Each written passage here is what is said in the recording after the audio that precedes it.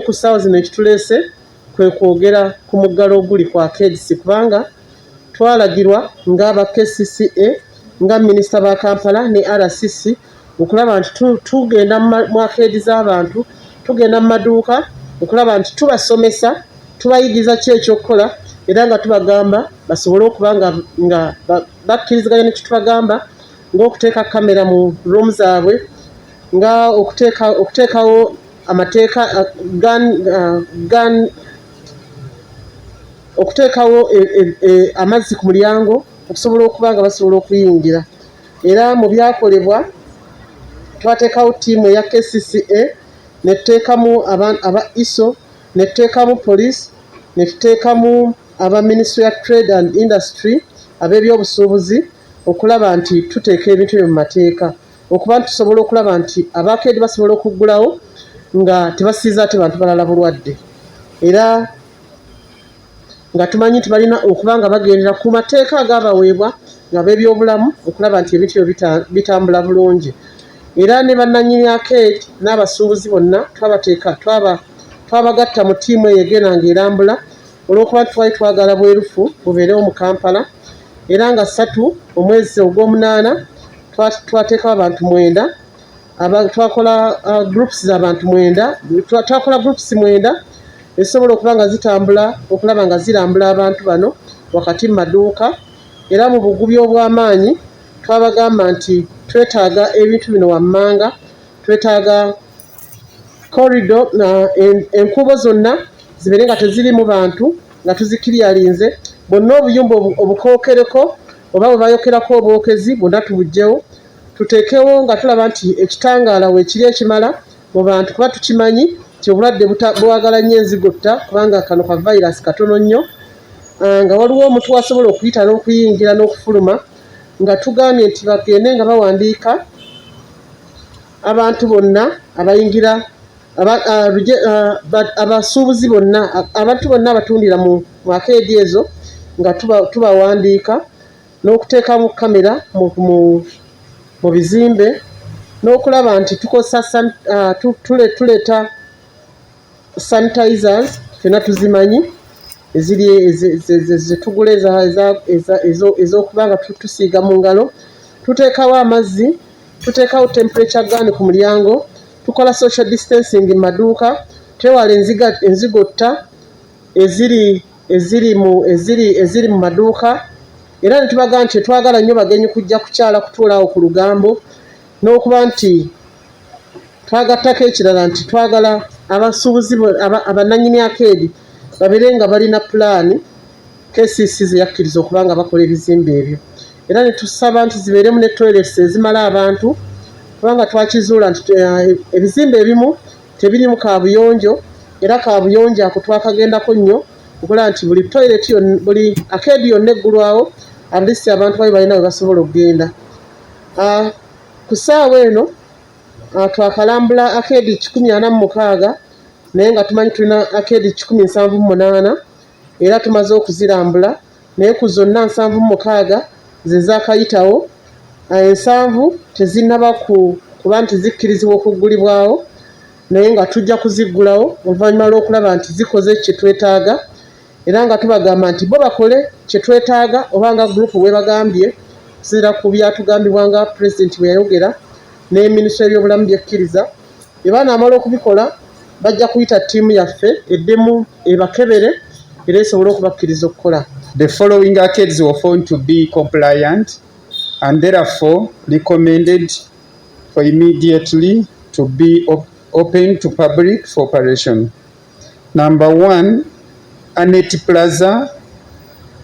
Aponyemo Building, Apple Towers, Arua Parker Mall, Arua Parker Plaza, Atalanta Textile, Batia Tower, Blambwe Bugagga, Bypass Arcade, Chains of Liberty Tower, Charm Towers, Cornerstone Plaza, Detail Plaza, Discount Mall, Discovery Plaza, E-Tower, Eagle Plaza, Electrical Plaza, EM Plaza, Equatorial Shopping Mall, the old section, and Equatorial Shopping Mall, the new or the annex. Gagawala, God's Plan Plaza, Grand Plaza, Ham Shopping Arcade, Ham Towers, Hanifa Plaza, Hanifa Towers, Hardware Plaza, Hardware City, Hardware Plaza again, JBK Mall, Jena Plaza, Jumba Arcade, Justin Plaza, Kampala Plaza, Karobwa Towers, Katikati, King Fahad. I think there's a spelling error there. King Fahad, Chisacha Maria, Chiseka Site, Chiseka Traders Arcade, Chizito Towers,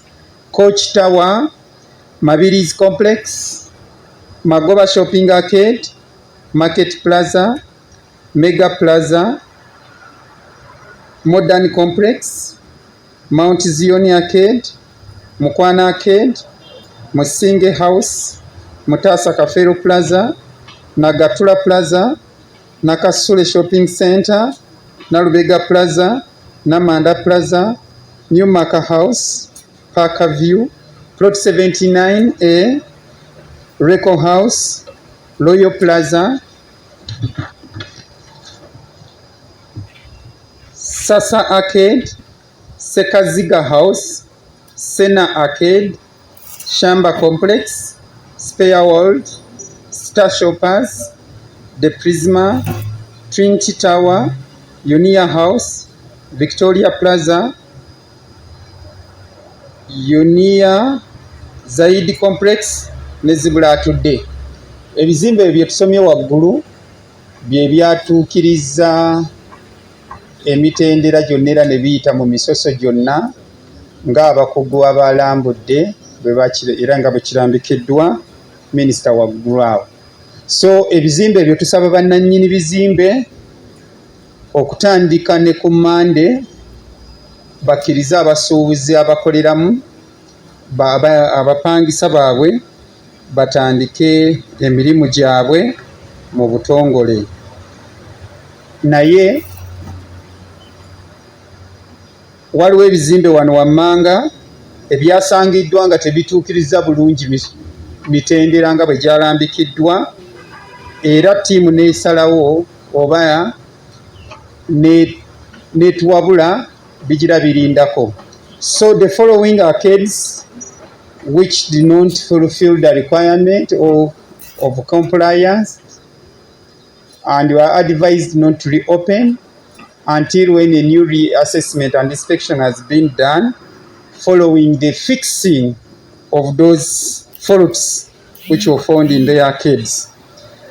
Amina William Street, Alo Complex, Arua Park Plaza A, Arua Park Plaza B, Avema Shopping Center, Bamako House, Bonita Arcade, Bypass Building, Center Point, Dembe Arcade, Esco Plastic House, Esco Plastics Limited, Fiber Plaza, Fami Plaza, Fido Dido Building, Fortune Plaza, Giant Shopping Arcade, God's Grace, Jaguar Hotel, Jemba Plaza, Jesco Beauty, Justin Arcade, Kabale Arcade, Kampala Plaza, Katonga Business Center, Chizito Towers, Light Arcade, Round Building Plot 64 Kampala Road, Lutunga House, Mabirizi City Plaza, Majestic Plaza, Malaika Building, Manera White House, Mengo Hill Plaza, Mid City, Modern Sala Center, Moonlight Arcade, Mulima Mayuni Arcade, Nabugabo Business Center, Nakasero Complex, Nasa Road Mall, Zuluma Nasa Link Plaza, Old Park Royal, People's Plaza, Princess Arcade, Quaricel House, Rafiki Building, Sala Building, Sekaziga House, Skylight, Smile Investments, Soweto Arcade, SSS Plaza, Star Shoppers, Sun City Arcade, Spiria Complex, Teddy's Plaza, Temusewo Plaza, The Arcade, The Center, Trade Link, Transline Link, Tropical Complex, Tower Mall, Zai Plaza, Zebra House,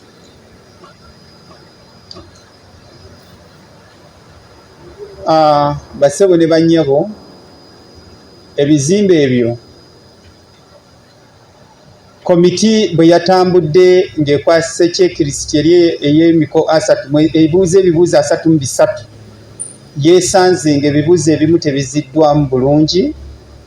era ne tuba advise nga tebaggulawo paka ng'ebibuuzo ebyo byonna bimaze okwanukulwa to the satisfaction of the committee. Once nga bamaze obyanukula tujja kukomawo ate otongera obbawa lipoota nga ebineebyevudde mu kukebera beneebeerambikiddwa